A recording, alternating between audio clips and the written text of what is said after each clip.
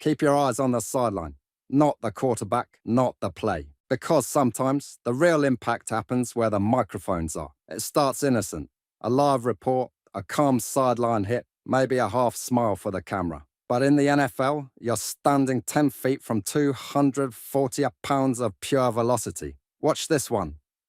Norman goes full sprint on a busted coverage. Momentum carries him straight through the white line. And boom. The FOX reporter never had a chance. She takes the hit, still holding the mic, still live on air. That's professional composure and a bruised rib. It's the perfect reminder the sideline is not a safe zone. It's a war zone with microphones. Next up, Patterson, kick return, open field, and straight into the nearest human not wearing pads. And then there's Lisa Salters, a veteran who's seen it all, almost taken out by it all. Chiefs receiver cuts out of bounds, misses her by inches. She doesn't flinch, doesn't even move. Just keeps narrating like someone who's been here before. That's not luck. That's survival instinct forged by years of flying bodies and loose helmets. And sometimes, the moment's not even life. A sideline package, a quick note on player injuries, interrupted by a linebacker sprinting straight through the shot. Mic down, script gone, broadcast over. In the NFL, sideline reporters don't just cover the story, sometimes they become it. They're trained to follow the play, not run from it. And sometimes that commitment to the shot ends in a full-speed meeting with NFL reality. Cameramen are built for composure, headphones on, viewfinder up, tunnel vision locked. But when a running back hits the edge and doesn't stop at the sideline, you're not shooting football anymore. You're shooting a collision course.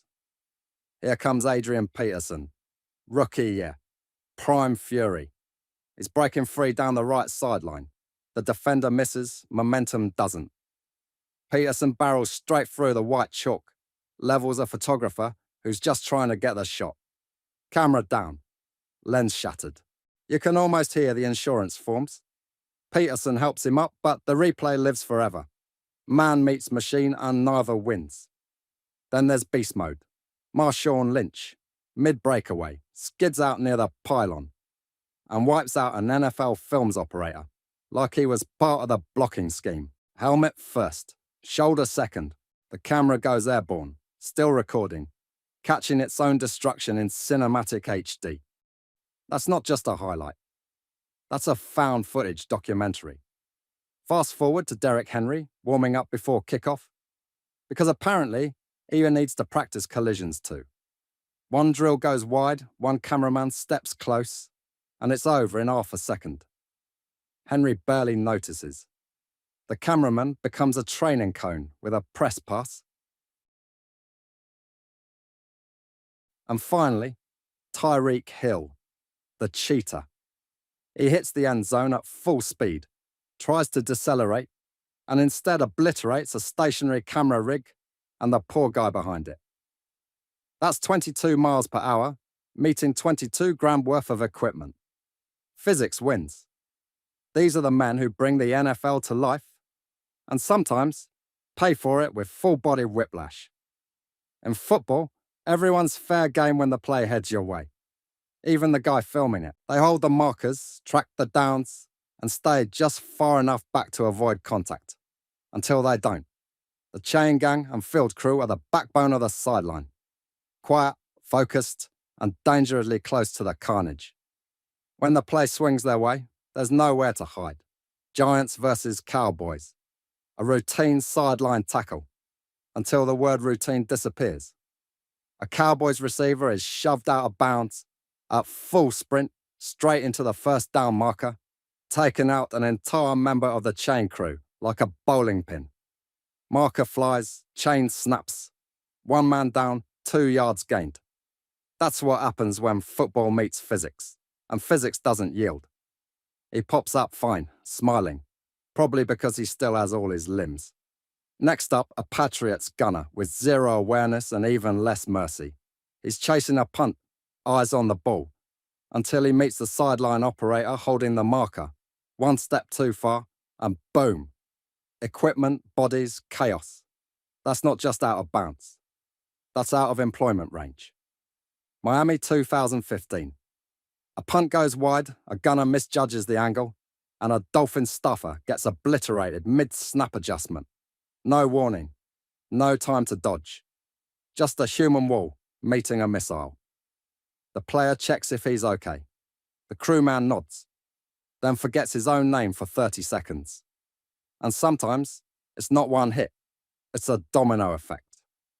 Steelers linebacker finishes a play out of bounds, slides through the Gatorade zone, and wipes out half the marker crew in one motion. 3 men down, 2 still holding the chain, because that's professionalism. They're the unsung guardians of the sideline, the ones who hold the game's very boundaries. But when the game crosses that line, they go down with it. They're on the sideline for spirit, choreography, and camera shots, not to get steamrolled by 230-pound athletes. But football doesn't discriminate. When the play breaks wide, everyone's in play. Cheerleaders live just feet from the firing line. Perfect smiles, perfect timing, and absolutely no protection. And sometimes they find out the hard way that the sideline isn't for spectators. Reggie Bush, one of the fastest men in the league, takes a sweep to the outside, loses footing near the chalk, and slides straight through the boundary like a human missile. One Saints cheerleader never had a chance. He takes her out mid-dance step. Both vanish behind the bench like a deleted scene from Fast and Furious, end zone drift. Bush popped up apologizing. Cher laughed it off. The internet didn't. Cordaro Patterson again, apparently allergic to sideline awareness. Kickoff return, blazing full speed, steps out of bounds and slams right into a Vikings cheerleader mid-routine. He goes flying, she goes down. The crowd goes silent. Then immediately cheers when both pop up, somehow fine. You can actually see her still holding her pom-poms. True professionalism under pressure. Pittsburgh, winter game, snow everywhere. A punt returner cuts too wide, slips, and slides directly into the cheer line. No traction. No mercy. It's like a curling stone made of human and a helmet. If the NFL ever made bloopers in slow motion, this would be the cover shot. These hits look funny. Most end with laughs. But they're a reminder. When football hits full speed, even the sidelines have casualties. And in the NFL, sometimes, the most dangerous place to dance is 10 feet from the field.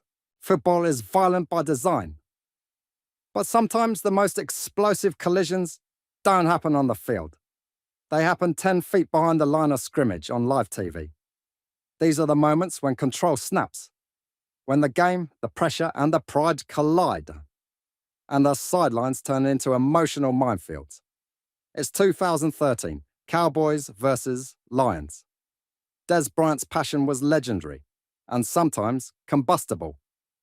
He's screaming on the sideline, veins out, eyes locked on Jason Garrett and Tony Romo, demanding more targets, more effort, more everything.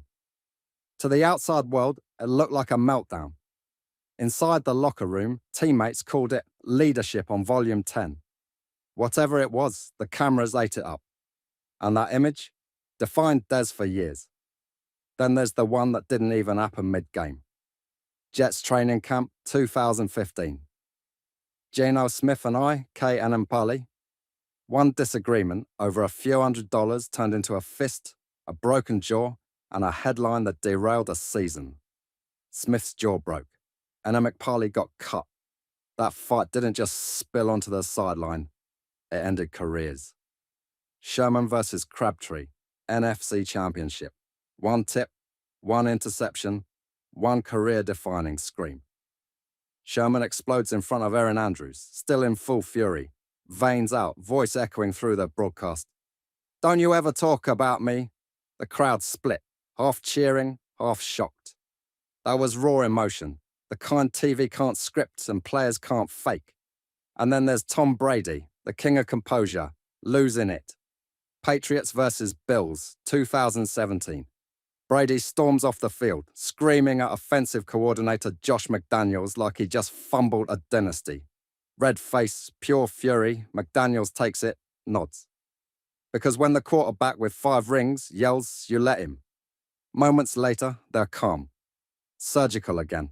That's championship chemistry built on confrontation. Sideline fights are the pressure valves of the NFL.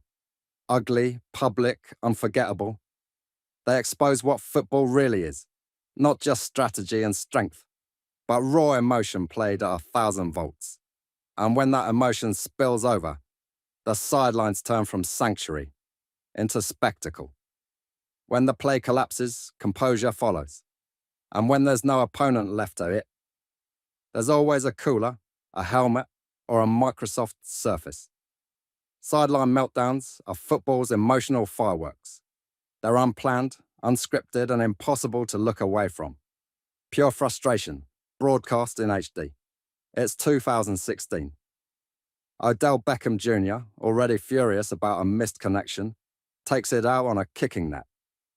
He swings his helmet, and the net fights back. The metal frame snaps back into his face like karma in real time. Beat 2 plays later, he scores and celebrates by hugging the same net.